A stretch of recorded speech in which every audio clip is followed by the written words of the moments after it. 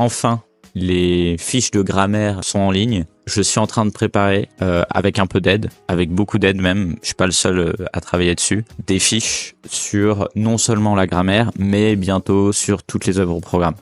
On va commencer par le poème inaugural, le tout premier poème. Au passage, j'étais sur l'Insta d'Hélène Dorion, qui est en train de continuer sa séduction du monde littéraire francophone, puisque je vois qu'elle a eu le Grand Prix de poésie de l'Académie française. Tout va bien pour elle. D'ailleurs, je vais la suivre. Voilà, on a Mes Forêts, qui a franchement la plus belle couverture de toutes les œuvres au programme, parce que c'est pas une édition spécialement faite pour les lycéens. Beaucoup plus beau que toutes les autres œuvres du bac qui sont un peu falches. Bon, sans plus de blabla, on passe à l'étude du poème. On avait commencé à dire en gras, donc ce qu'on a noté en gras, rappeler que Hélène Dorion est une poétesse contemporaine, qu'elle est d'origine québécoise, qu'elle est active sur les réseaux, ce nouveau genre de poète qui est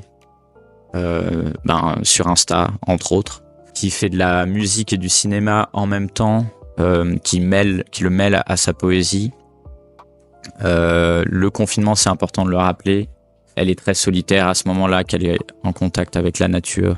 Oui, ce sont des poèmes en vers libre et sans ponctuation. On va rajouter en vers libre.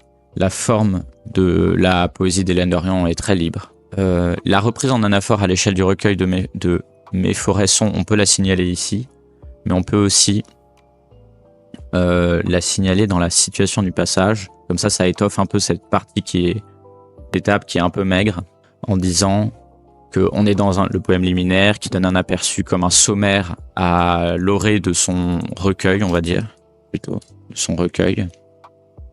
On avait parlé de l'expression à l'orée de son recueil, qu'on était content d'avoir trouvé, puisqu'il y a un petit jeu de mots entre l'orée du bois et l'orée du livre.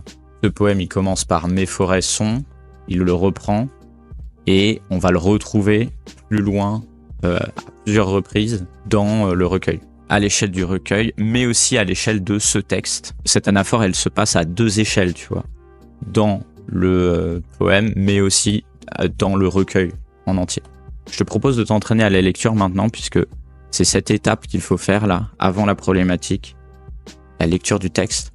Tu vas jusqu'à la fin, parce qu'il n'est pas trop long, mais ne va pas trop vite non plus.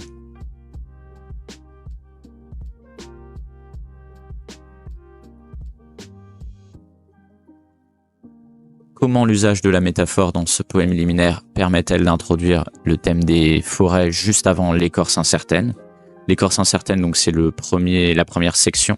Moi, je trouve qu'on pourrait un peu la changer, cette problématique, parce que, bon, déjà, on l'avait changé la dernière fois en disant l'usage de la métaphore dans ce poème liminaire.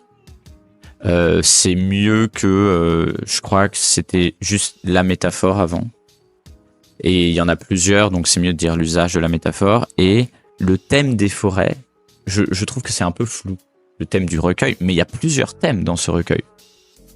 Et ce poème introduit plusieurs thèmes, donc au moins un pluriel, au moins. Donc moi je dirais plutôt les motifs, ça c'est un petit peu plus littéraire, les motifs du recueil.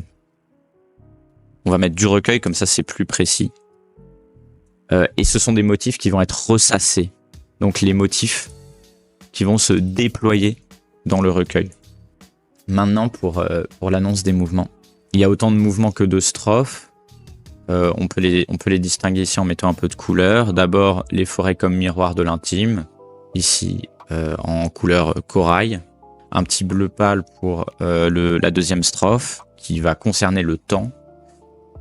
Pour la troisième strophe, qui est l'espace de la création poétique, on va mettre un jaune. Et à la fin, mes forêts sont des nuits très hautes, on va le mettre en vert pour la naissance du poème Arbre. Mais en fait, là, ce titre, il concerne pas seulement la quatrième strophe, mais plutôt tout le poème qui, on pourrait le dire, dessine un arbre. Peut-être que ma mise en page ne rend pas vraiment honneur à ça, mais le tronc et l'arborescence qui s'écarte, qui s'épanouit vers le haut